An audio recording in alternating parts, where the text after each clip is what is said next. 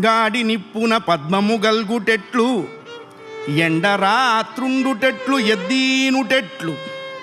ప్రభో, ముసలివారికి పిల్లలు పుట్టుటెట్లు. అది ఈయన అక్కడికిక్కడ చేసి ఆవు కథ తెచ్చాడు. ముసలివారికి పిల్లలు పుట్టుటెట్లు, 600 సాజంబు. సహజము ప్రకృతి, సాజము వికృతి. సాజంబు మారుటెట్లు. బిలహరి పాడితే కలహాలు ఉండవంటారు. సరిగ్గా పాడకపోతే కొన్ని కలహాలు అనుకోకుండా తగులుతాయి. మాకు పిల్లలు ఎలా పుడతారు అన్నారు. వశిష్ఠుడు నవ్వాడు.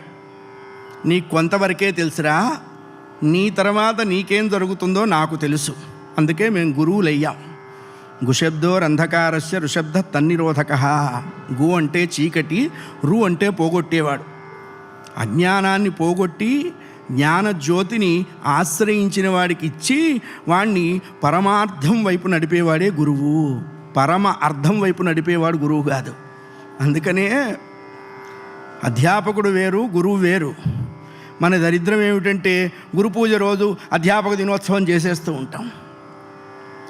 పదార్థ విజ్ఞానం బోధించేవాడు మాత్రమే అధ్యాపకుడు, పరమార్థ జ్ఞానం చెప్పేవాడే గురువు. ఆ రెండిటికి చాలా తేడా ఉంది.